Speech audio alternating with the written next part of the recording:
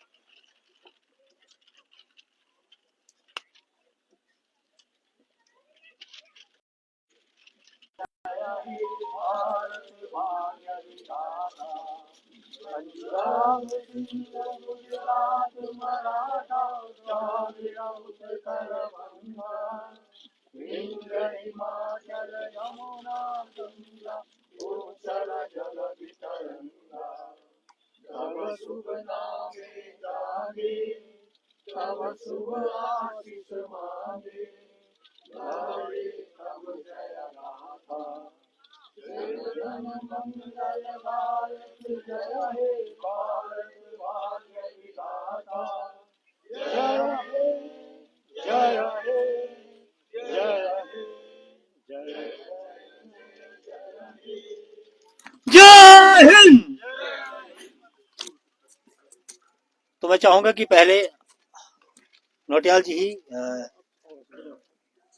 पहले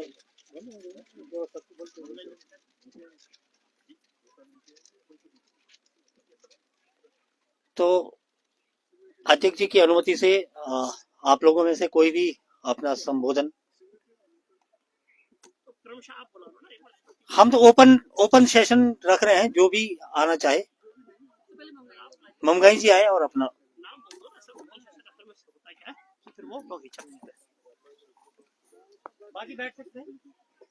सभी लोगों को नमस्कार और देश के 76वें गणतंत्र दिवस की बधाई। आज के ध्वजारोहण के हमारे माननीय कार्यकारी अध्यक्ष श्री डीसी नौटियाल जी और सभी जो इस अवसर पर लोग आए हैं उनको नमस्कार और बधाई। आज हम हर वर्ष की भांति पिछले वर्षों से, जब से 2020 में स्मृति वन की नींव पड़ी थी, तब से हम लोगों ने यहाँ पर एक झंडारोहण की परंपरा का प्रारंभ किया है और मुझे खुशी है कि हम लगातार इस परंपरा का निर्वहन भी करते हैं और इस अवसर पर आकर के हम इस देश के गणतंत्र में जो भी अपना छोटा बड़ा योगदान एक संस्था होने के नाते, एक व्यक्ति होने के नाते करते हैं, उसको याद करते हैं और साथ ही याद करते हैं उन लोगों को जिन्होंने इस अवसर को दिया हमको कि आज हम इस देश में कुछ मौलिक अधिकारों के साथ कुछ मौलिक कर्तव्यों की बात करते हैं और उस पर काम करते हैं। तो आज के हमारे जो वर्ष भर के पिछले कार्यक्रम है, मैं तो चाहूंगा कि डीसी नौटियाल जिसके बारे में आप सबसे बातचीत करें।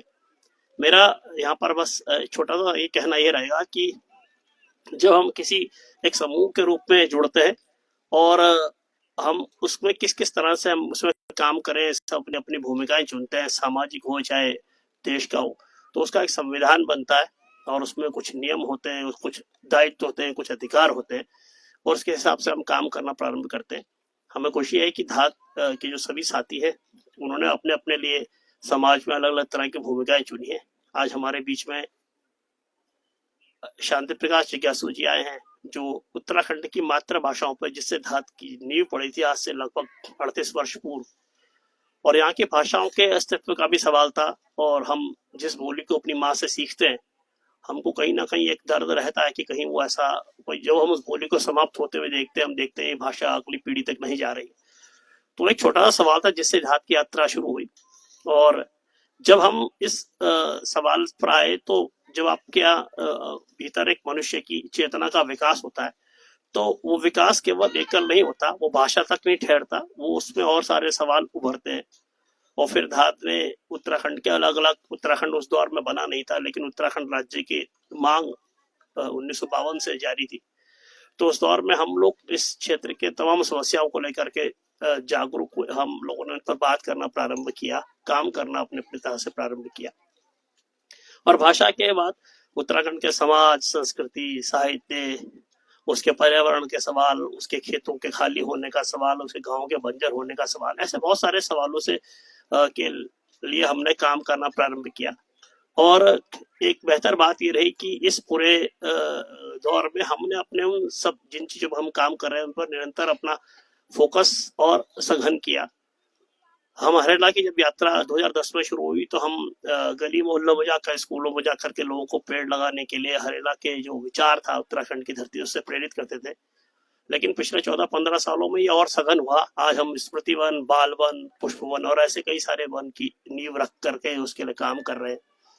हम उत्तराखंड के ग्रामीण क्षेत्रों में शिक्षा को लेकर बहुत चिंतित होते थे, क्योंकि निश्चित रूप से पहाड़ की जो अगली पीढ़ी है, उत्तराखंड की जो अगली पीढ़ी जिन स्कूलों से पढ़ रही है, क्या उसमें उसे अच्छी शिक्षा मिल रही है, क्या शिक्षा को लेकर के सरकारों का नजरिया ठीक है, या उस पर जो काम हो रहा है वो सही है, या समाज की चेतना कैसी है, इसको लेकर के हमने कोई आशा कार्यक्रम शुरू किया और वो भी निरंतर आगे बढ़ रहा है, फोकस हो रहा है उसमें। अच्छी किताबें जुड़ रही हैं, अच्छे लोग जुड़ रहे हैं, लगातार नए लोग आ रहे हैं और न केवल नए लोग आ रहे हैं बल्कि हम उसके जो क्वालिटी इंप्रूवमेंट जैसे कहते हैं कि उसको बेहतर बनाने के लिए काम कर रहे हैं। तो ऐसे ये लगभग सभी जो धात के कार्यक्रम है वो अपनी अपनी दिशा से इस देश को, इस दुनिया को अच्छा बनाने के लिए अपनी अपनी भूमिका अदा कर रहे हैं और ये यात्रा इसी तरह से जारी रहे। कई बार सामाजिक जीवन में ये होता है कि हम बहुत एम्बिशियस होना चाहते हैं, हम चाहते हैं कि धात पूरे देश में, पूरे प्रदेश में, हर गली कोने में और हर शहर में मौजूद रहे और उसका बहुत विस्तार हो। लेकिन मुझे लगता है कि हमको इससे कहीं ज्यादा जरूरी होता है कि हम जितने भी कदम चले हैं अब तक वो कितने ठोस हैं और क्या वो इस दुनिया को राह दिखा रहे हैं। ये कतई संभव नहीं कि हम हर स्थान पर जा सके, लेकिन हम जिस भी स्थान पर है अगर वहां पर हम कोई ऐसी नजीर पेश कर रहे हैं, ऐसा काम कर रहे हैं जो कि उदाहरण बन रहा है, जिसका रेप्लिकेशन कहीं और हो रहा है, तो ये हमारी उपलब्धि है। तो धात इस तरह से कई सारे ऐसे उदाहरण समाज में लगातार पैदा कर रही है जिसको कि समाज ले रहा है, आगे बढ़ा रहा है। अभी हाल में हम लोगों ने एक माल्टे का महीना अभियान किया था और माल्टा जैसा एक फल है जो सामान्य सी बात है, लेकिन हमने जब उस पर 1 महीने का अभियान किया तो उसके बाद बहुत सारे लोगों को समझ में आया कि माल्टे के अंदर कितने सारे समृद्धि के सूत्र छुपे हैं पहाड़ के। और बहुत शानदार और सफल अभियान रहा हमारा पूरा 1 महीने का। तो ऐसे बहुत सारे छोटे बड़े सवालों को लगातार समाज के बीच में लाना, उन पर पूरी शिद्दत से काम करना हम सब लोगों ने सीखा है। और अच्छी बात यह रही कि चाहे हमारा कोई सा अभियान हो, चाहे स्मृति वन हो, चाहे कोना शाखा हो, चाहे हरेला गाँव हो, चाहे हरेला वन हो, सब साथी एक दूसरे को कॉम्प्लीमेंट करते हैं और जब कोई अभियान चलता है तो उसमें हिस्सेदारी करते हैं। तो इस तरह से धात मुझे लगता है कि अच्छी सामाजिक भूमिका निभा रही है और अगर हम अपनी यात्रा पे यकीन रखेंगे, चलते रहेंगे, लगातार काम करते रहेंगे, ऐसे ही काम करते रहेंगे, तो मुझे पूरा उम्मीद है कि हम और बहुत सारे अच्छी चीजों को आकार देंगे। कल हमारा पुनरुत्थान का एक फेसबुक लाइव था, अशोक ऊंचाई जी हमारे बीच में आए हैं आज, उनका और नरवीर मिश्र जी के साथ मुदिता उनियाल जी ने बातचीत करी। तो मुदिता उनियाल जी धात की नई साथी है, पिछले 1-1.5 वर्ष पहले जुड़ी है, वो किच्छा में रहती है कहीं उधम सिंह नगर में। तो जब वो हमसे आई उन्होंने कहा मैं किसी बच्चे की शिक्षा में मदद करना चाहती हूँ, क्योंकि उनको भी सूचना कहीं फेसबुक से मिली थी।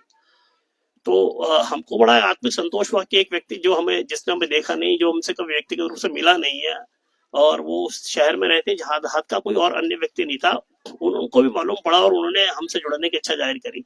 वो न केवल जुड़ी, रिया बिस्ट एक लड़की जो डीसी नोटियाल जी के ही गाँव की बच्ची है, उसके लिए सहयोग किया, बल्कि वो तब से निरंतर जुड़ी और आज वो इस स्तर पर आई है कि आज वो हमारे कार्यक्रमों का धात की तरफ से लोगों से इंटरव्यू कर रही है। तो ये बुद्धिता उनियाल जी की यात्रा, चाहे नीना रावत जी की यात्रा, ये बताती है कि हमारे साथ नए लोग आते हैं, वो बेहतर इंसान बनते हैं, उनको बेहतर अवसर मिलते हैं, अपने को अभिव्यक्त कर पाते हैं, अपने आप को एक्सप्रेस कर पाते हैं और एक सामाजिक कंट्रीब्यूशन कर पाते हैं। तो ऐसे जैसे आज जिस तरह से मुदिता जी आई, एक दौर में नीना जी आई, एक दौर में सुशील भाई आए, खंडूरी जी, सब इसी यात्रा से आए। तो मेरा सबसे यही कहना है कि यात्रा जारी रहे। जिस तरह से देश का गणतंत्र साल दर साल अपने छोटे छोटे कदमों से मजबूत होता है, इस तरह से हमको भी अपने छोटे छोटे कदमों से लगातार सक्रियता से इसको मजबूत करना है। और हमें खुशी है कि धात इस भूमिका को लगातार निभा रही है। और इसके साथ आपको बहुत बहुत बधाई। नमस्कार।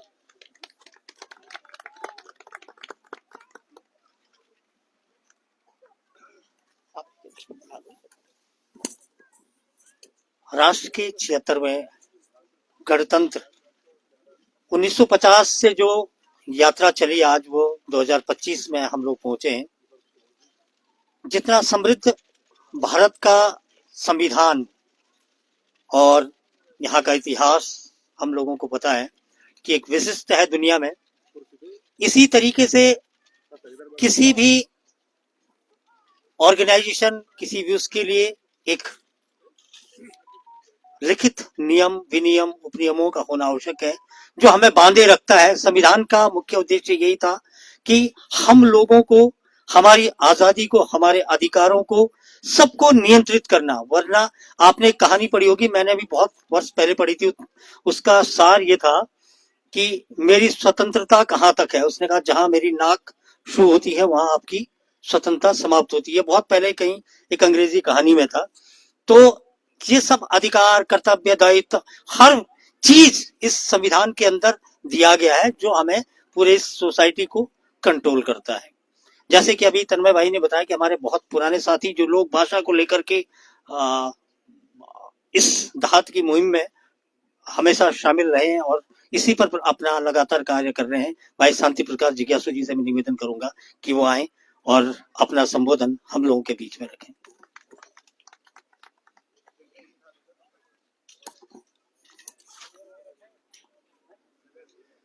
धन्यवाद सर।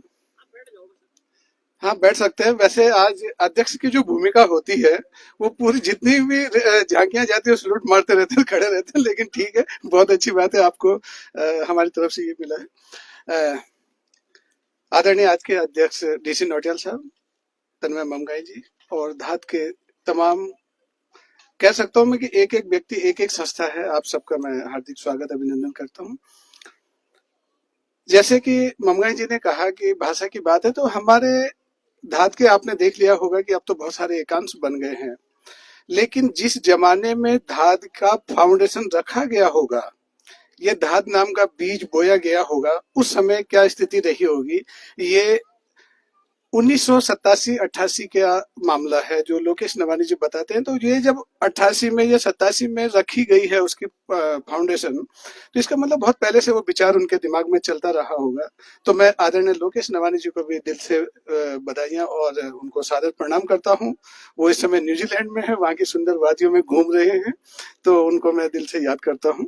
और मैं 2005-6 में धात से जुड़ा था, तो मेरा केवल एक मात्र ये था कि नवानी जी ने कहा कि हम भाषा के लिए काम करते हैं, लोक भाषा और जो अन्य भाषा है उनके संरक्षण, संवर्धन और विकास के लिए हम लोग काम करते हैं। तो मैंने कहा साहब मैं भी लिखने का थोड़ा सा मुझे इच्छा है, तो मैं आपके साथ होता हूँ। तो उसके बाद हम लोगों ने, जैसे अभी मुझे रावत जी पूछ रहे थे कि कितने सदस्य होंगे, तो धात के वास्तव में हजारों हजार सदस्य हैं। लेकिन जब यह है कि कार्यक्रम में अपनी अपनी परिस्थितियां हैं कि आज बहुत सारे लोगों ने अपने अपने कार्यालयों में ध्वजारोहण करना है, और हमारे साथ ज्यादातर टीचर लोग हैं, उनका नैतिक दायित्व है कि उन्होंने तो ध्वजारोहण करना ही करना, उसके अलावा ये नहीं। बाकी हमारे बहुत सारे लोग जो हैं बाहर हैं, तो जितने भी आए हैं ये एक से बोलते, जैसे पंजाब में कहते हैं कि 1.25 लाख से एक लड़ाऊं, तो हमारे 1.25 लाख के बराबर एक एक सिपाही है। इसमें कोई बात नहीं, मतलब अतिशयोक्ति भी नहीं है। तो जैसे कि आज हम 76वां गणतंत्र दिवस मना रहे हैं, आपको मैं एक बार बधाई देता हूँ और इस बात से अपनी बात शुरू करता हूँ कि भारत भूमि की गाथा सुनकर दिग दिगंत भ्रमित हो जाता है। भारत भूमि की गाथा सुनकर दिग दिगंत भ्रमित हो जाता है। भाल पर हिमालय सा मुकुट श्वेत, हाथ में तिरंगा रहता है। समंदर पग पखाड़ता है जिसके, वसंत श्रृंगार करता है। कल कल का राग सुनाती नदियां, गगन भी शीश झुकाता है। ऐसी मातृभूमि को, ऐसी भारत भूमि को मैं प्रणाम करता हूं। और आप उसके सब लोग सच्चे सिपाही हैं, मुझे बहुत बोलने की जरूरत नहीं है, और एक से बढ़कर एक हैं। सब लोग अपने अपने कामों में महारत हासिल सब लोगों ने कर रखी है। और जो ये स्मृति वन आप देख रहे हैं, ये हम सबका, नीना जी का उसमें मुख्य रोल है, इसमें रतोड़ी जी, खंडूड़ी जी का, बहुत सारे लोगों का मुख्य रोल है। बाकी उनके साथ हम हैं। जितने हमारे एकांश हैं उनके मुखिया हमने जरूर अलग बना दिए गए हैं, लेकिन मुखिया वो होते हैं उस कार्यक्रम के, और बाकी हम सब लोग उनके पीछे होते हैं। यहाँ पर स्मृति वन में नीना जी और खंडूरी जी जैसे ये आगे हैं, इनके पीछे हम हैं, और हम सब आज डीसी नौटियाल साहब के पीछे हैं। तो बहुत बहुत धन्यवाद, नमस्कार, जय भारत, जय उत्तराखंड। धन्यवाद सर।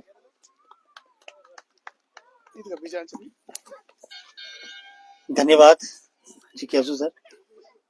गुसाई जी हमारे बीच में, डॉक्टर गुसाई सर, आप धात में हमारे नए सहयोगी के रूप में जुड़े हैं। तो आपका सबसे पहले धात परिवार में स्वागत है। कल मैंने लाइव में आपको सुना था, लाइव में देखा था, तो आज इस समय मैं चाहूंगा कि अपना संबोधन, अपना जो अनुभव है धात के साथ, वो शेयर कीजिए। धन्यवाद। क्षेत्रवा गणतंत्र दिवस की जो वर्षगांठ है आज, और उसमें सभी हमारे धात के सामान्य अतिथिगण यहाँ पर उपस्थित हैं। सभी का स्वागत और सभी को हार्दिक शुभकामनाएं। मेरा नाम अशोक गुसाई है और मैं भी विद्यालय शिक्षा विभाग से 1.5 साल पहले ही सेवानिवृत्त हुआ हूँ और धात के बारे में बहुत पहले से सुना है और बड़ा मन था कि इसको जाने, इसके साथ जुड़ा हो। और जैसे सेवानिवृत्ति के बाद जगमोहन राव जी, क्योंकि हम लोग एक ही बैच के साथी हैं, तो उनसे हमारा कोटद्वार से बहुत पुराना संबंध है, साथ है। तो आपने जैसे मुझे प्रस्ताव रखा कि धात से मुझे एक जो उनका कार्यक्रम है पुनरुत्थान के सहयोगी के नाम से, तो उसमें तुरंत मुझे बड़ी खुशी हुई उसमें जुड़ते हुए और मैं जुड़ा। तब से निरंतर बहुत ज़्यादा कार्यक्रमों में भाग तो नहीं ले पाया, लेकिन जब भी अवसर मिला तो कोशिश करी। और जितना मैं समझ पाया तो धात के जितने भी कार्यक्रम हैं, जो भी क्षेत्र आपने कार्य करने के लिए चुने हैं, वो सभी बहुत ही प्रासंगिक है, आज की आवश्यकता के अनुरूप बहुत ही सटीक है। उनमें और जो प्रयास है, जो मंगवाइन जी और उनकी टीम और लोकेश सर और जितने भी पुराने और नए साथी जो धात के साथ जुड़े हैं, सभी जहाँ तक मैं समझता हूँ ये पहली ऐसी संस्था है मेरे सेवा काल में और जीवन काल में जिसको मैंने देखा कि वास्तव में उसके पूरे 100% तो नहीं, लेकिन 80% से अधिक परिणाम उसमें मिल रहे हैं। क्योंकि अभी पहली बार जब मैंने इस वन क्षेत्र में प्रवेश किया तो मुझे लगा कि इस वीरान क्षेत्र में क्या कुछ हो सकता है, लेकिन जैसे देख रहा हूँ मैं तो लगभग 10 साल की अवधि में इतना ज़्यादा फलता फूलता ही वन यहाँ पर देखने को मिल जाए, तो ये एक उत्तम प्रयास है। और आगे भी यदि ऐसे प्रयासों को हम सबकी सहायता से आगे बढ़ाएं तो निसंदेह हमारे जो मानव कल्याण का जो एक उद्देश्य है धात का, वो उसमें हम सफल हो पाएंगे। तो पुनः बहुत अधिक नहीं, क्योंकि समय भी काफी हो गया और ये मुझे अवसर मिला यहाँ पर बोलने के लिए, मुझे आमंत्रित करा, इसके लिए मैं आपको बहुत बहुत धन्यवाद देता हूँ, आपको बहुत बहुत बधाई देता हूँ। Thank you.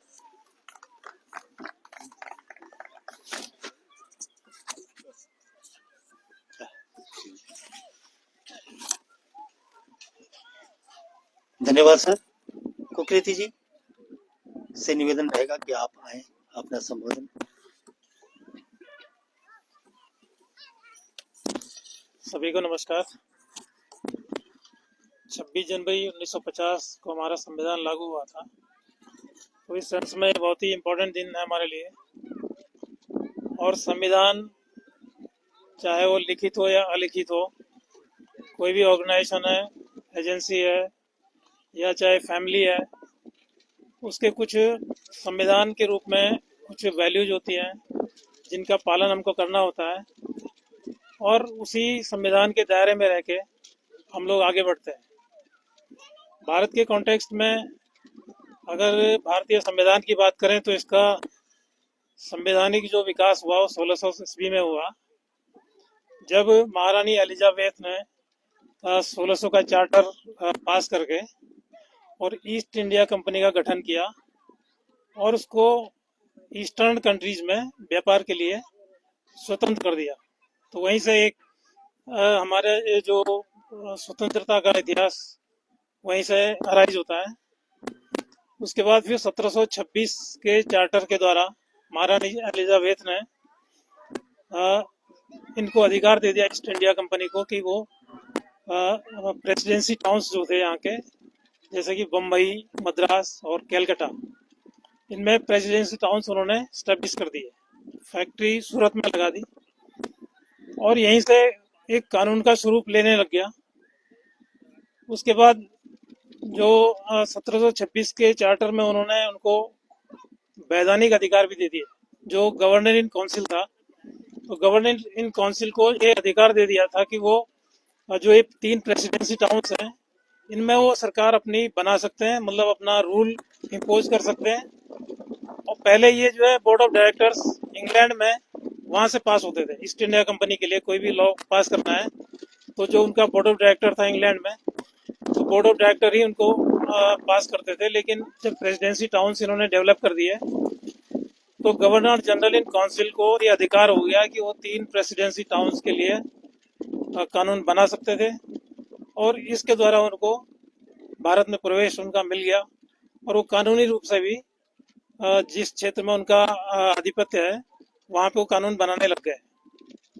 और कानून इनको जब मिल गया तो उन्होंने लूट खसूट आरंभ कर दी कंपनी ने, और भारत की जो पूरा वैभव था वो सब इंग्लैंड के लिए वो ले जाने लग गए। यहाँ पे जितने भी हमारी संस्कृति उसको तोड़ना, लोगों को लड़ाना, और यहाँ की जो प्रॉस्पेरिटी थी वो भारत हिंदुस्तान से इंग्लैंड चली गई। जब रेगुलर उसको महारानी ब्रिटिश क्राउन को जब ये पता लगा कि भ्रष्टाचार बहुत हो रहा है, ये अत्याचार बहुत कर रहे हैं इंडिया में कंपनी, तो उन्होंने एक रेगुलेटिंग एक्ट पास किया। उन्होंने एक सीक्रेट मिशन पहले भारत भेजा कि भाई जो ईस्ट इंडिया कंपनी काम कर रही है वो कैसे काम कर रही है। तो उसकी जो रिपोर्ट गई तो उन्होंने कहा कि यहाँ तो भ्रष्टाचार बहुत हो रहा है और कंपनी वाले भारत में बहुत लूट खसूट कर रहे हैं। तो उन्होंने एक रेगुलेटिंग एक्ट पास किया ब्रिटिश पार्लियामेंट ने, और उसके द्वारा उन्होंने उसको रेगुलेट करना शुरू कर दिया। धीरे धीरे उसको उसमें इम्प्रूवमेंट लाने लगे, कंपनी में थोड़ा अंकुश लगने लग गया। तो कंपनी फिर भी वो ज़्यादा बहुत कुछ सुधार कर नहीं पाई और उन्होंने जो है फिर पिट्स इंडिया एक्ट बनाया, जिसमें कि जो है वो 3 लोगों की सहायता से उन्होंने एक कमीशन बनाया और उन्होंने फिर बंगाल और बिहार उड़ीसा की दीवानी का भी उनको अधिकार दे दिया। और तीनों जगह जब बंगाल में अधिकार हो गया तो फिर जो है इन्होंने बाद में फिर कई चार्टर पास किए, जिसमें 1833 का चार्टर है और आपका 1854 का चार्टर है। तो विभिन्न चार्टरों को पास करते हुए और फाइनली जब इसमें सुधार हो नहीं पाया कंपनी में, तो उन्होंने फिर उसमें जो है जब इन्होंने सुधार नहीं हो पाया तो फिर भारत इस बिटवीन जो है भारत में क्रांति स्टार्ट हो गई 1857 की।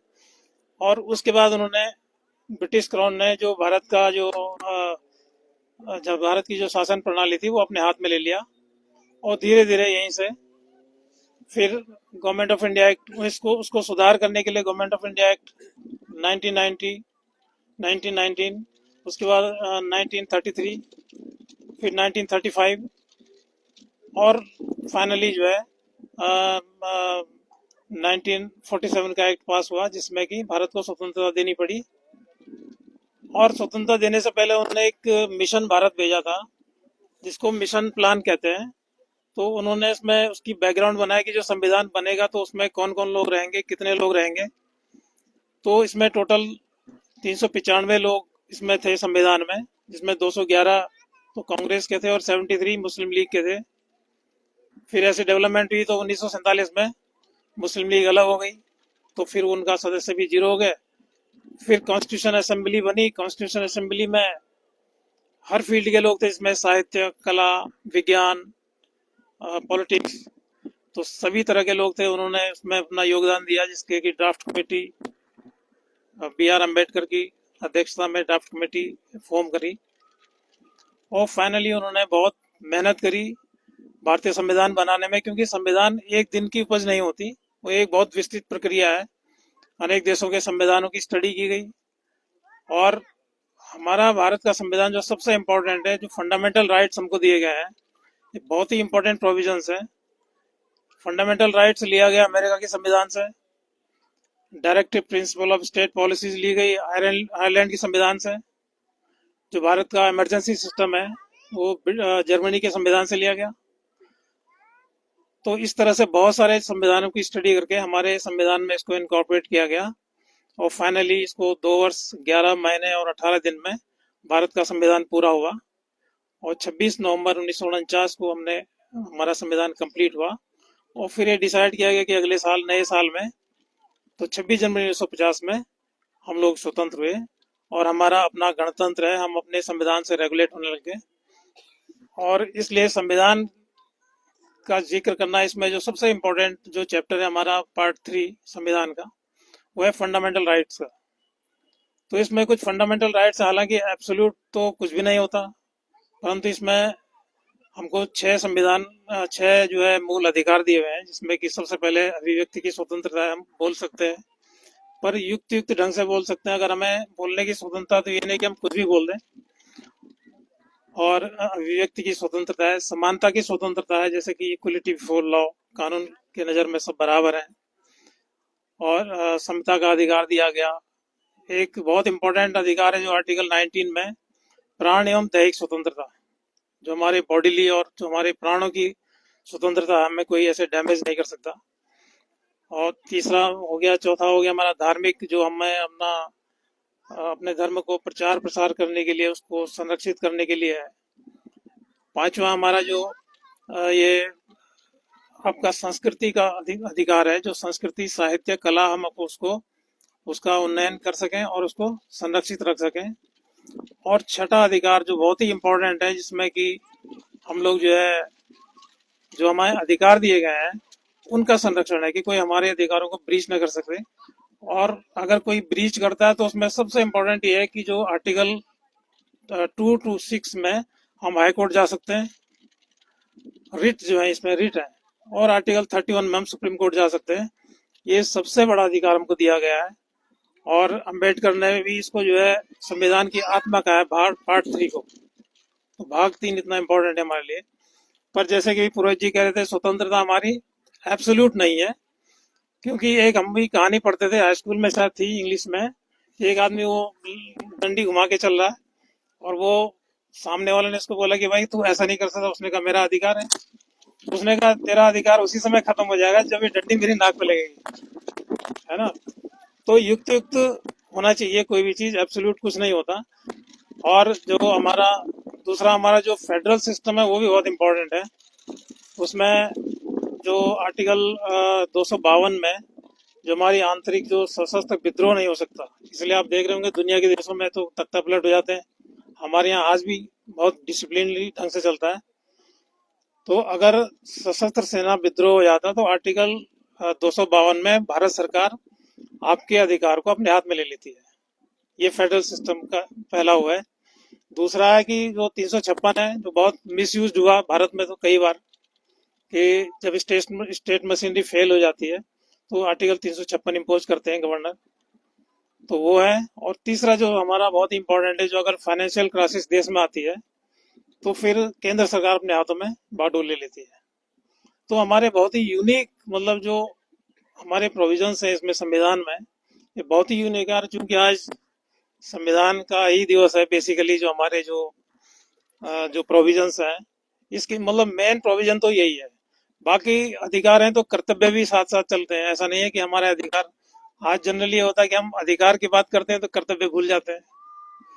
तो उसमें जो संविधान के पार्ट 4 में प्रोविजन है उसका, कि हमारे जो 10 कर्तव्य भी हैं, इसमें से कि संविधान का अनुपालन करना, राष्ट्रीय ध्वज का सम्मान करना, राष्ट्रीय गान का सम्मान करना, जो हमारे प्राकृतिक पर्यावरण है। मैं समझता हूँ कि जो कर्तव्य में तो धात बहुत खरा उतरता है, कि जो हमारे प्राकृतिक जो संसाधन है, चाहे वो पेड़ पौधे हैं, आपका पानी, तालाब, झीलें, ये तो इसमें, यह हमारे जो वनीकरण का क्षेत्र बढ़ना चाहिए, ये सब इसमें है। तो हमें कर्तव्यों का ध्यान भी रखना चाहिए। और हमें जो अपनी संस्कृति शिक्षा का भी उसमें जिक्र है कर्तव्यों में, कि हमको अधिकार है कि हम अपनी संस्कृति को जीवंत बना सकें। और इसके अलावा भी बहुत सारे प्रोविजन है जिनको हमको जानना चाहिए। केवल अधिकार ही पर्याप्त नहीं है, बल्कि कर्तव्य भी हमारे बहुत इम्पोर्टेंट है।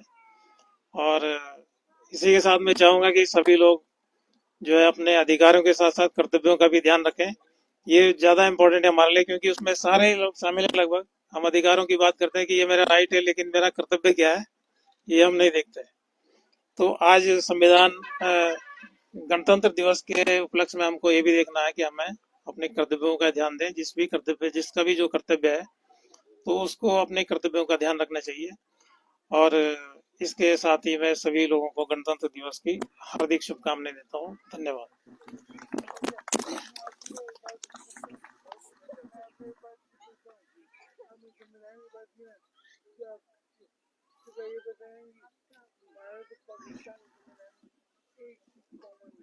धन्यवाद कुकृति जी। आपने भारतीय संविधान के मुख्यतः पार्ट 3 और पार्ट 4 की यहाँ पर बात करी, और सत्य है कि जहाँ अधिकार है वहाँ कर्तव्य भी हैं, दोनों एक दूसरे के साथ साथ हैं। अब मैं चाहूंगा श्री नरेंद्र सिंह रावत जी, आप दो शब्द आशीर्वचन आपका इस अवसर पर हमें मिल जाए। रावत जी, कोई बात नहीं सर।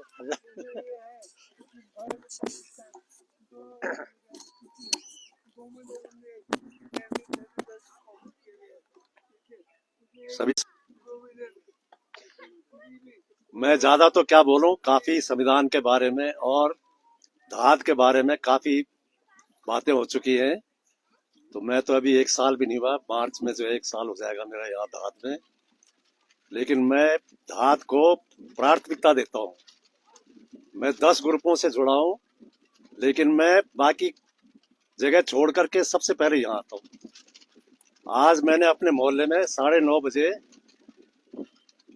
ध्वजारोहण किया है अपने मोहल्ले वालों के साथ में। लोगों के साथ में मैं शामिल होता हूँ, और जो कर्तव्य और उसके बारे में बात हुई है, हम लोग कर्तव्य तो करते ही नहीं है, कर्तव्य को भूल जाते हैं, सिर्फ अधिकारों की बात करते। हमारे ये अधिकार है, हमारे ये अधिकार है।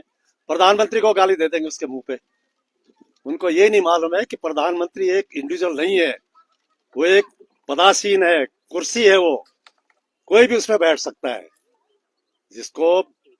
लेकिन हमारे अंदर क्या है कि हम लोग समय पे होना चाहिए। अगर 11 बजे ध्वजारोहण है तो 11 बजे होना चाहिए। मैंने अपने मोहल्ले में खुद मैंने मैसेज दिया ग्रुप में कि ठीक 9:30 बजे ध्वजारोहण हो जाएगा, चाहे कोई आए ना आए। तो कुछ लोग बाद में भागे हुए आ रहे हैं कि रुको रुको रुको। मैंने कहा कोई नहीं रुकता, यहाँ पर 9:30 बजे ध्वजारोहण हो जाएगा। तो यहाँ पर भी 11 क्या 11:30 बजे तकरीबन जो है 15-20 मिनट लेट हुआ।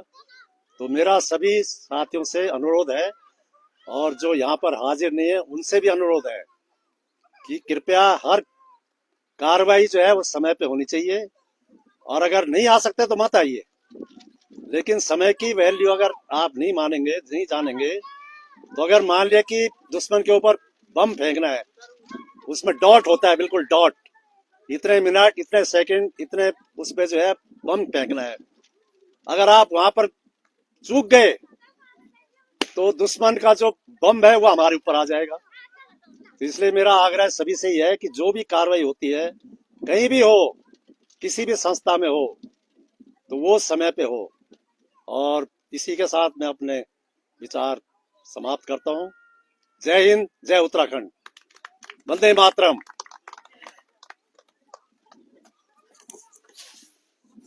धन्यवाद रावत जी। बिल्कुल सहमत हैं कि जो राष्ट्रीय पर्व हैं उनकी अपनी एक गरिमा है, उनको उसी समय पर होना चाहिए जो समय दिया गया। हम आगे भविष्य में इस बात का ध्यान रखेंगे। तो अब मैं चाहूंगा कि कोई और स्वेच्छा से अपने वक्तव्य रखना चाहे। सुशीला गोसाई दीदी,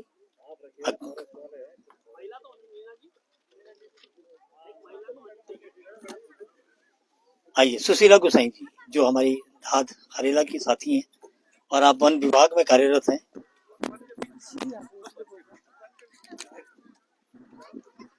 आदरणीय डीसी नौटियाल जी और नीना रावत जी, पुरोहित सर और सभी धात के सदस्य, आप सभी को 76वें गणतंत्र दिवस की हार्दिक शुभकामनाएं, बधाइयां। आज के दिन ही हमारा संविधान लागू हुआ था। हमारे देश के प्रथम राष्ट्रपति राजेंद्र प्रसाद जी ने आज ही के दिन 1950 को 26 जनवरी 1950 को ध्वजारोहण करा था, और उसी उपलक्ष्य में प्रत्येक वर्ष 26 जनवरी को ध्वजारोहण किया जाता है।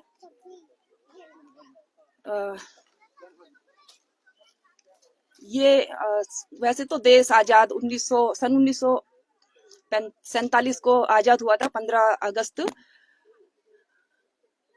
और जो इसका संविधान बनाया वो है 1950 को बना। ये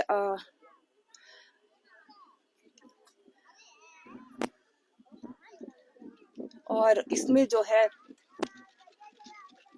डॉक्टर अंबेडकर जी की अहम भूमिका भी रही है, और मैं उन सभी महान नेताओं को और जिन्होंने स्वतंत्रता सेनानी जिन्होंने भी अपनी प्राणों की बलिदान किया है, उन सबको नमन करती हूँ। ये कानून के लिए भारत के कानून बना था 1950 में, ये जरूरी था देश आजादी के बाद। बस इन्हीं शब्दों के साथ धन्यवाद। कोई गलती हो तो क्षमा करना। धन्यवाद। अब मैं चाहूंगा नीना मैम, अच्छा सर आपका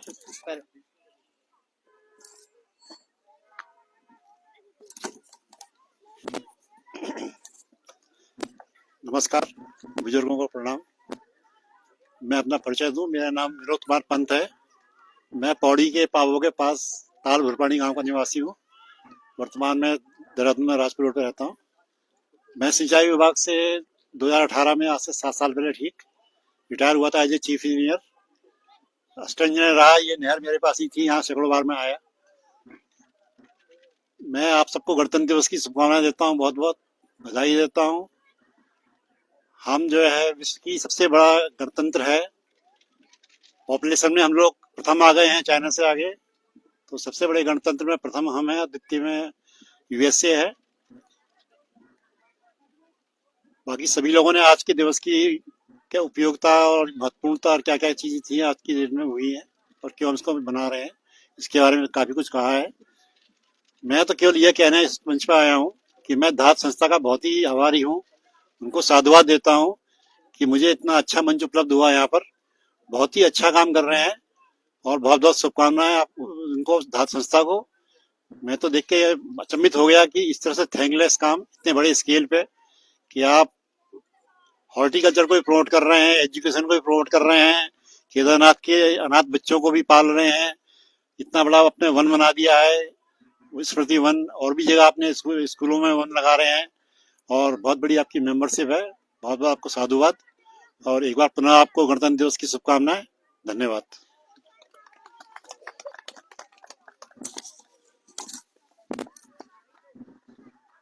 धन्यवाद सर। अब मैं चाहूंगा नीना मैम से कि आए अपना संबोधन हम लोगों के बीच में रखें।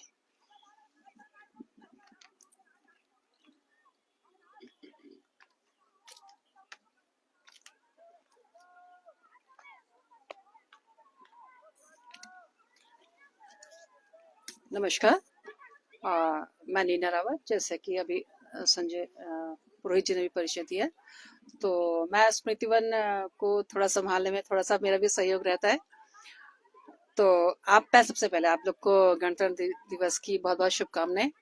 और स्मृति वन के बारे में थोड़ी सी भी बात कम हुई, मैं बताना इसलिए ज्यादा जरूरी समझती हूँ क्योंकि जब हम अपने कर्तव्यों की बात करते हैं, अधिकार, तो हमें अधिकार की बात अक्सर होती है कि ये मेरा अधिकार है, वो मेरा अधिकार है, लेकिन मुझे लगता है हमें अपने कर्तव्यों पर ज्यादा फोकस होना चाहिए। तो अपने कर्तव्य क्षेत्र के रूप में हम लोगों ने जो है स्मृति वन को चुना। शुरुआत मेरी यात्रा इस तरह से हुई कि मैं जगह जगह जैसे पेड़ लगाती थी पहले, तो स्मृति वन के रूप में मुझे एक धरती मिली जहां पर कि मैं अपने शौक भी और अपने कर्तव्य को भी निर्वहन मैं कर सकती थी। तो शुरुआत हमारी जैसे ऐसे हुई कि जैसे आप ये देख रहे हैं कि यहाँ पर छोटे, ये तो बहुत कम है, ये पत्थर जैसे दिख रहे हैं, ऐसे पत्थरों से भरी हुई जैसे ये नदी है, बिल्कुल ऐसे यहाँ पर था। और शुरू में हमें ये ड्यूटी दी जाती थी, बच्चे भी आते थे हमारे साथ कि यहाँ से पत्थर उठा के उछालो नदी में डालो यहाँ से। मतलब हमारा काम ये होता था कि पत्थर यहाँ से हटाएं और हम नदी में डालें। लेकिन कुछ समय बाद जब यहाँ पौधे लगने लगे तो यहाँ पे मिट्टी भी डेवलप हुई, और आज आप देख सकते हैं स्मृति वन में जो है हमारे कई सैकड़ों पेड़ हमारे खड़े हो चुके हैं। और कई हम जो लगातार यहाँ पे काम कर रहे हैं, हमें दरअसल उसका एहसास तो हो नहीं पाता। पर अभी कुछ टाइम पहले मेरे बेटी के साथ उसके हस्बैंड यहाँ पर आए, तो वो देखकर इतना खुश हुए। यहाँ पर ये जो आप नहर देख रहे हैं, यहाँ पर एक नेचुरल रिसोर्स है, उसका पानी आता है। उसका पानी यहाँ पे पूरे स्मृति वन में जो कूल बिछा रखी है, तो कह रहे हैं ये तो अगर किसी को पता चले तो आप अवार्ड लेने वाला काम आप लोग कर रहे हो धाद में। तो मैंने कहा ये तो है, लेकिन मतलब हम लोग लगातार इस काम को कर रहे हैं, लेकिन हमें एहसास नहीं होता। और ऐसा नहीं कि मैं कर रही हूँ या खंडूरी जी कर रहे हैं या पुरोहित जी, इसमें हमारे बहुत सारे कंचन बुटोला जी हमारे साथ हैं, अक्सर आती है हमारे पास। यहाँ पर जब धरती है, जब इसको पत्थर को जब हम मिट्टी में बदलने का काम बहुत मुश्किल काम है। इनमें लगातार इनको निराई गुड़ाई चाहिए पेड़ों को। तो आज हमारे पुराने साथियों के साथ हमारे बहुत सारे नए साथी भी यहाँ पर जुड़े हैं। तो ये हमें इस बात का सबूत है कि हम अच्छा काम कर रहे हैं और लगातार हमारे साथ नए लोग जुड़ रहे हैं। और यही हमारा उद्देश्य भी है कि ज्यादा से ज्यादा लोग हमारे साथ जुड़ें।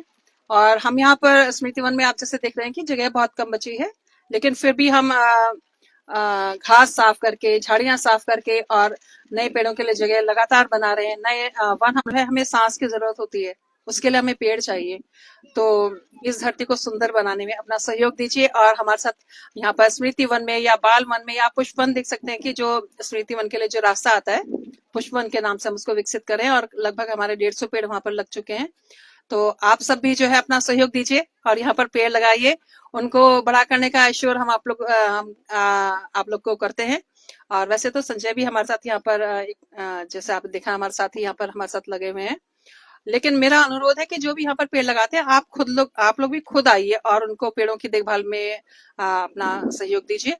इस धरती को सुंदर बनाना हमारा सबसे प्रायोरिटी में होना चाहिए, क्योंकि हम यहाँ पर जो है एक पेड़ तो लगा रहे हैं हम लोग। आप जैसे ये देख रहे हैं यहाँ पर ये स्ट्रक्चर जो बना है, प्लास्टिक को हमने कॉम्पैक्ट करके इसको बनाया।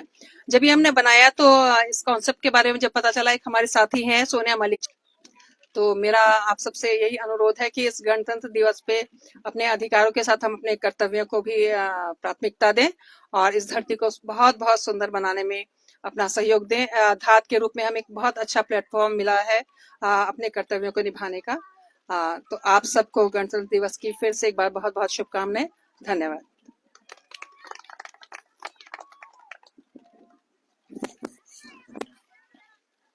धन्यवाद नीना मैम। अब मैं चाहूंगा हमारे कार्यकारी अध्यक्ष श्री नौटियाल जी आए और अपना मुख्य संबोधन हमारे आज के कार्यक्रम का श्री डीसी नौटियाल साहब। भारत माता की, भारत माता की, भारत माता की। भारत के उन स्वतंत्रता सेनानियों को, राज्य आंदोलनकारियों को नमन करते हुए मैं इसके साथ समस्त भारतवासियों के साथ 76वें गणतंत्र दिवस की बहुत बहुत हार्दिक शुभकामनाएं देना चाहता हूं। साथियों, गणतंत्र दिवस क्यों मनाया जाता है, बहुत सारे लोगों ने, हमारे पूर्व वक्ता ने आपको बताया संविधान किस तरह से बना, क्या बना, इससे पूर्व वक्ता हमारे बोल रहे थे।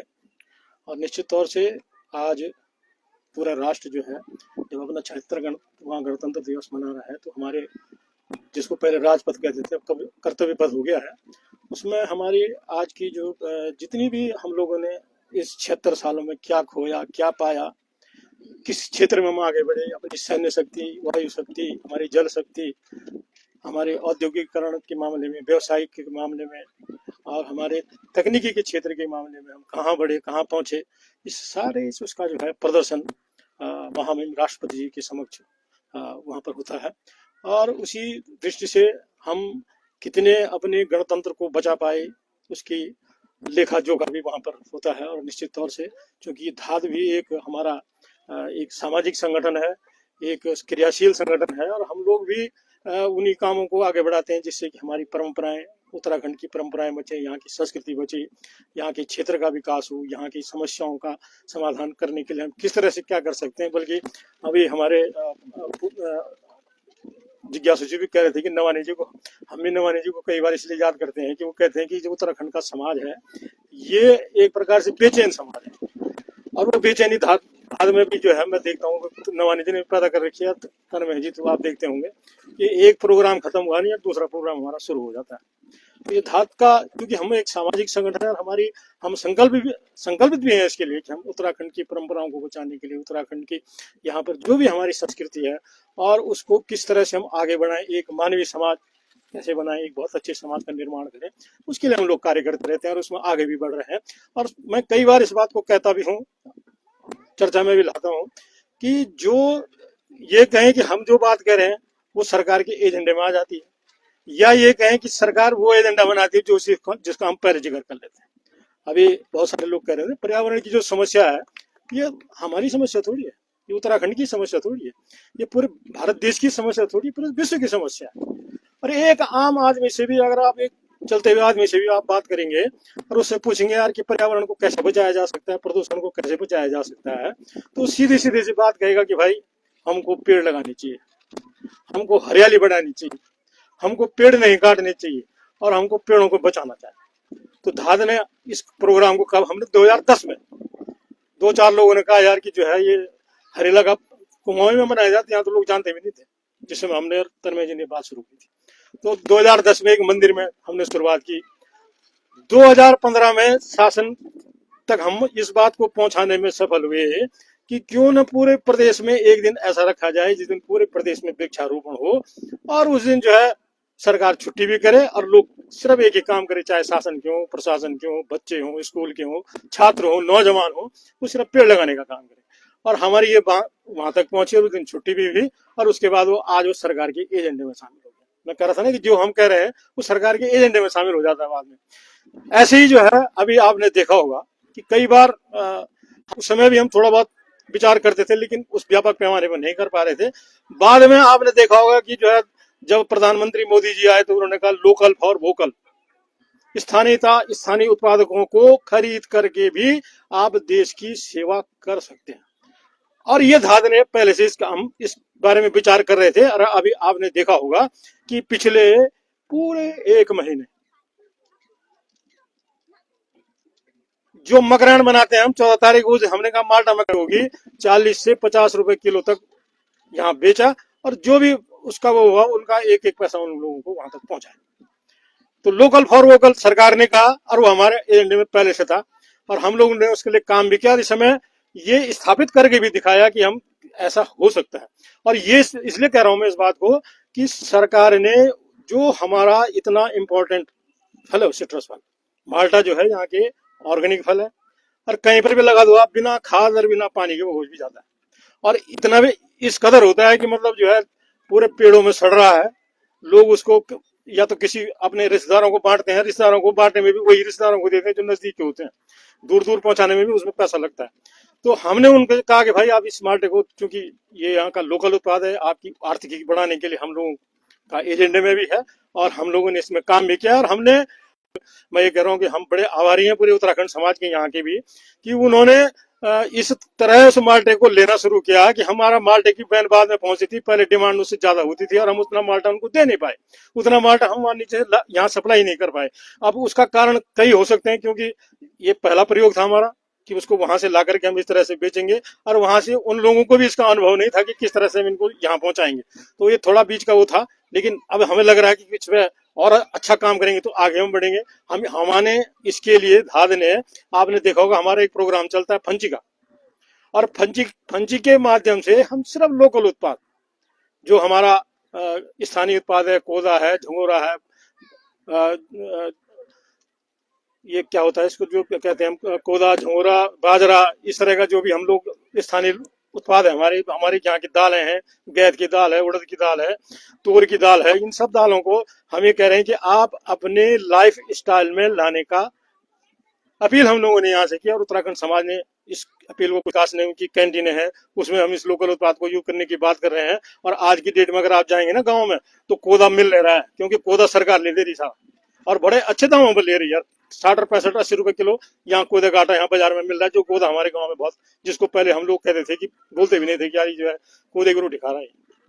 तो धीरे धीरे हम लोग इस तरफ बढ़ रहे हैं और हमारा धात यही काम कर रहा है। हम कह रहे हैं हम एक जागरूक समाज के लोग हैं, हम अपने समाज में जागरूकता लाना चाह रहे हैं, हम अपने समाज को बेहतर और बेहतरी बनाने के लिए क्या कर सकते हैं उसके लिए नए नए प्रयोग कर रहे हैं। अभी आप हमारे तन्मय जी आपसे कह रहे थे और मैं इस बात को इसलिए कह रहा हूँ कि गणतंत्र में अभी जो हम शपथ लेते हैं उसमें भी सबसे बड़ा जो हमारे 4-5 के बारे में हमारे इस पूर्व वक्ता बता रहे थे कि सबको शिक्षा का अधिकार हो। सबसे अंतिम श्रेणी में जो हमारे स्कूल, हमारे क्षेत्रों में स्कूल हैं, जिन स्कूलों से हम पढ़े हुए हैं, जिन स्कूलों की हालत हमें पता है, क्योंकि सरकारी स्कूल में आज की डेट में कोई किसी बड़े आदमी का कोई वहां का टीचर भी होगा वो भी अपने बच्चों को वहां नहीं पढ़ाता है।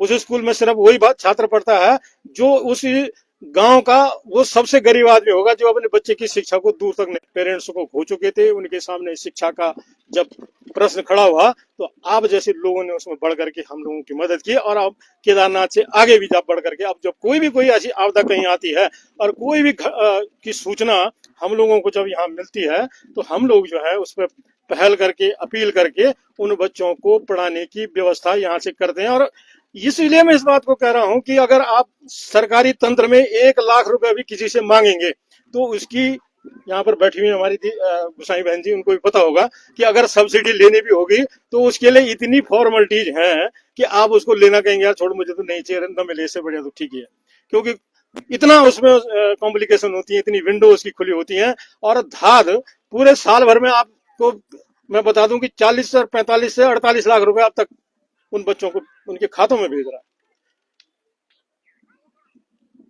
और कई बच्चे उसमें अभी पिछली बार भी कह रहे थे कि कोई बीएड, हमारे कुछ बच्चों ने जो है फार्मेसी कर ली। और मुझे इस बात का बड़ा गर्व होगा उस दिन, जिस दिन कि हमारे बच्चे जिस तरह से अमेरिका में इस समय जो है सारी कंपनियों में एसीओ, वहां के प्रमुख स्थानों पर यहाँ के उत्तराखंड के समाज के लोग बैठे हुए हैं, उनमें से वो बच्चे भी दिखाई देंगे उस दिन। उसके लिए भी हम संकल्पित हैं और यहाँ तक हम करने का प्रयास करेंगे। ऐसे हमारी इस गणतंत्र दिवस के हम अवसर पर हम ऐसा संकल्प भी लेना चाह रहे हैं कि हम उन बच्चों की वहां तक मदद करेंगे। तो मैं इसलिए कह रहा हूँ तो ये एजेंडा हमारा नहीं है, ये सरकार का एजेंडा है, लेकिन हम अपनी इसमें समाज में अपनी छोटी छोटी कोशिशों को करके, छोटे छोटे प्रयोगों को करके हम चाहते हैं कि धात की वो काम उस समाज तक पहुंचे, उस समाज को बेहतर बनाने के लिए हम लोग करें। आप आज इस वन में बैठे हुए, स्मृति वन में बैठे हुए, बाल वन हमने बनाया, पुष्प वन बनाया, और जिस तरह से भी नीना बहन जी ने आपको बता दिया कि ये पूरा ऐसा ही यहाँ पर ये नदी था, और आज जहाँ बैठे हुए आप देख रहे होंगे कितनी हरियाली यहाँ पर दिख रही है। और मुझे भी बड़ा गौरव अनुभूति हो रही है जब हम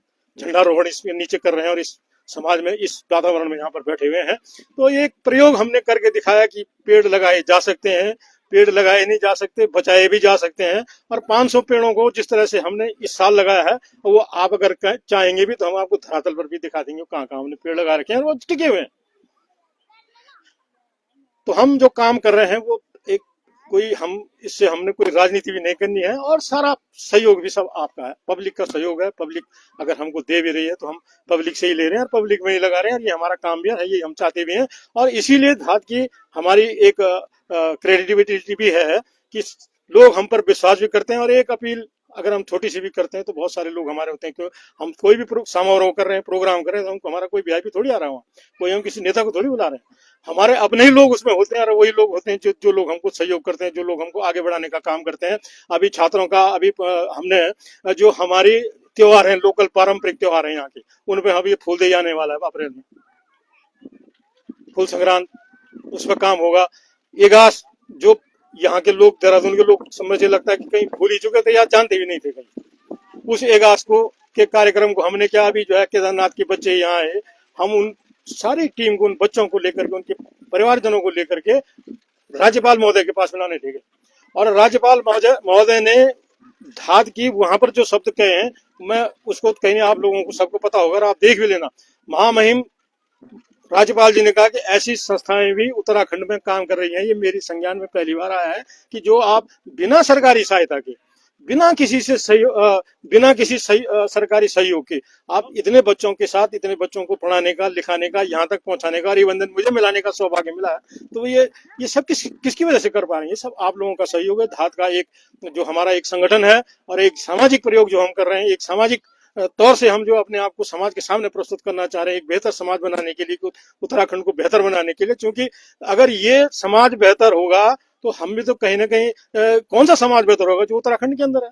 और उत्तराखंड कहाँ था? भारत देश के अंदर है। तो कहीं ना कहीं अगर आप समाज की सेवा करेंगे तो उत्तराखंड की सेवा होगी, और उत्तराखंड की सेवा होगी तो भारत देश की सेवा होगी। तो मैं कह रहा हूँ कि आप सारे लोग जो भी आज के इस कार्यक्रम में आए हैं और हम जिस तरह से धाक को सहयोग भी कर रहे हैं, जिस तरह से सहयोग भी करते रहे हैं, तो ये हमारा इसका उद्देश्य भी यही है। और मित्रों, क्योंकि आज गणतंत्र है, आप देख रहे होंगे, गणतंत्र और राजतंत्र कहते हैं ना, राजतंत्र जैसा तंत्र होगा, जैसा राजा होगा वैसा तंत्र होता है ना, जैसे तंत्र होगा वैसा राजा भी होगा, वैसा ही लोग भी होंगे। तो राजतंत्र में क्या था, राजतंत्र में राजा होता था और वो राजा भी क्या करता था, उसका लड़का ही बनता था, क्योंकि उस वंशवाद की एक जो चलता था वो राजतंत्र में चलता था। अब हो गया लोकतंत्र, गणतंत्र जिसे कह रहे हैं, जिसमें तंत्र आगे है, जिसमें लोग चाहेंगे जैसा राजा बनाना चाहेंगे वैसा होगा। लेकिन अभी 76 वर्ष में इसलिए कह रहा हूँ कि इसका हम जो है अगर मूल्यांकन करेंगे, इसके ऊपर हम खोया क्या पाया की बात करेंगे, तो 76 वर्षों में हम गणतंत्र तो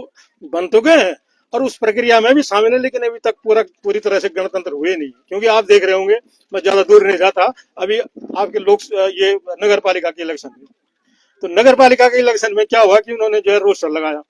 रोस्टर लगाने में क्या हुआ कि कुछ सीटें महिलाओं की करी, जो जनरल सीटें थी, और उन जनरल सीटों में किन महिलाओं को टिकट मिला, जिनके प्रति वहां के वार्ड मेंबर थे। जो वार्ड मेंबर था, जो अब पुरुष की सीट हटी तो महिला आई, तो महिला कौन आई, उस वार्ड मेंबर की मैसेज आई, कोई नई महिलाओं को थोड़ी दिया उन्होंने टिकट, वही महिलाएं वहां चुनाव लड़ने लगी चलेंगी। तो मेरा कहना यह है कि और लोकसभा राज्यसभा के चुनाव में तो आप देख ही रहे हैं कि जो है मेरा लड़का मेरे लड़के को टिकट मिले, मेरी लड़की को टिकट मिले, यहाँ मुख्यमंत्री जी वही कर रहे हैं, इससे पूर्व मुख्यमंत्री ने वही किया, और सब जो भी है वो यही चल रहा है। तो कहीं ना कहीं हमारा कहना यह है कि अभी गणतंत्र बनने की प्रक्रिया में तो है, लेकिन अभी पूरी तरह गणतंत्र तब बनेगा जब प्रत्येक व्यक्ति को, प्रत्येक महिला को, प्रत्येक उसको एक अपने अधिकारों के प्रति जानकारी होगी, वो उसके प्रत्येक हाथ को काम मिलेगा, बेरोजगारी मिटेगी, लोगों को शिक्षा, समान शिक्षा मिलेगी, समान चिकित्सा मिलेगी, समान सुख मिलेगा, तो ये तब गणतंत्र होगा। तो मेरा आज के इस अवसर पर, क्योंकि बहुत ज्यादा समय लेना भी ठीक नहीं है, तो मैं आप सब लोगों को एक बार पुनः उसके साथ, क्योंकि धात का काम है माहौल बनाना, और हम बहुत बड़ा लेवल पर काम तो नहीं कर सकते, हमारी अपनी सीमाएं हैं, और हम छोटे छोटे प्रयोग करके, जैसे हमने स्मृति वन बनाया, बाल वन बनाया, पुष्प वन बनाया, छोटे छोटे तौर पर हम अपने शिक्षकों को, अपने बच्चों को कर रहे हैं, जिससे प्रेरित कर रहे हैं कि वो शिक्षा लें, वो शिक्षित हों, उनके पुनर्वास के लिए हम काम कर रहे हैं। तो महाभारत का एक प्रसंग मुझे याद आ रहा है, मैं उसको सुना करके अपनी बात समाप्त करूंगा। अभिमन्यु जो है जब मारा गया था, तो ये समाचार अर्जुन के पास जब गया, तो उसको कहा गया कि भाई जो है वो अर्जुन हो गया पिता को, तो वैसे क्या होता है कि योद्धा है, योद्धा तो युद्ध में मारे जाते हैं, कोई बड़ी बात तो थी नहीं।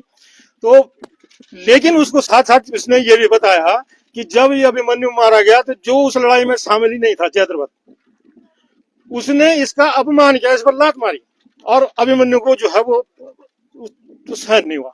उसने कहा अगर ऐसा है, तो उसने उसी समय प्रण लिया था कि कल सूर्यास्त होने से पहले या तो जयद्रथ मरेगा, और या मैं अपने जो है शरीर को त्याग दूंगा, आत्मदाह कर दूंगा। और उसने ऐसी घोषणा कर दी थी, तो जो है वो कौरवों को तो बड़ी आसान लगी। उन्होंने कहा यार एक दिन छिपाना ही तो है इसको, एक दिन छिपा लेंगे, और जो है कौरवों में ये हो गया कि अगर ये कल नहीं हो पाएगा, तो महाभारत का युद्ध तो यही खत्म हो जाएगा, क्योंकि ऐसा योद्धा उनके पास फिर था नहीं। अर्जुन भी जो है उनके भी सारथी श्री कृष्ण थे, बाकी तो और ऐसा था नहीं।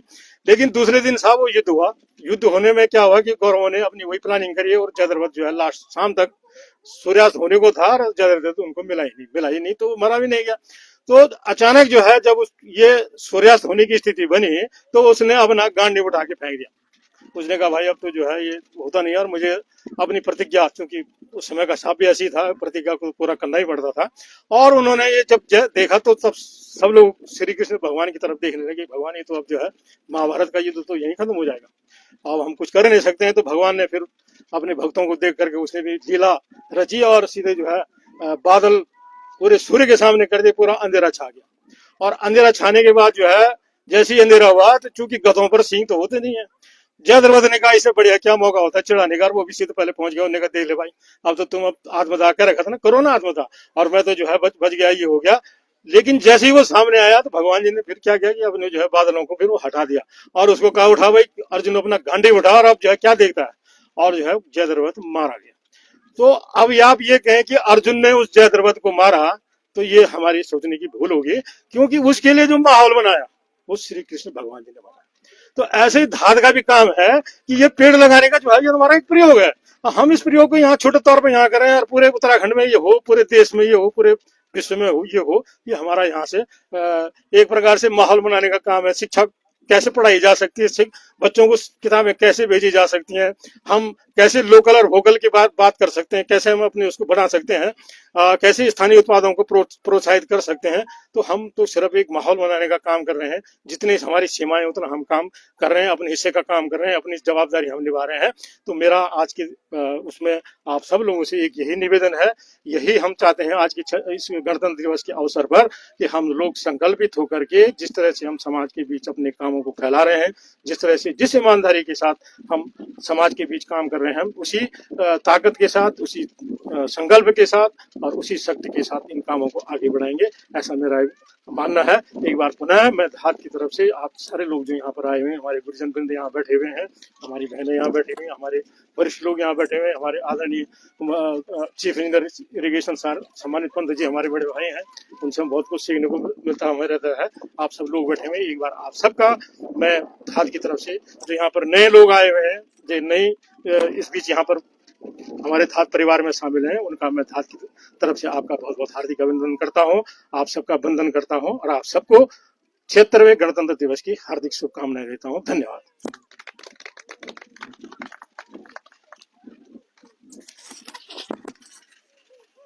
धन्यवाद नौटियाल जी। जिस तरीके से आपने भारत के संविधान से लेकर जो धात की यात्रा का यहाँ पर बेहतरीन शब्दों में आपने वर्णन करा, उसके लिए तहे दिल से आभार आपका। तो इसी के साथ हम आज के इस 76वें गणतंत्र दिवस के कार्यक्रम संपन्न होने की इजाजत चाहते हैं माननीय अध्यक्ष जी महोदय से कि इस कार्यक्रम को यहीं पर हम संपन्न करते हैं। धन्यवाद। आप सब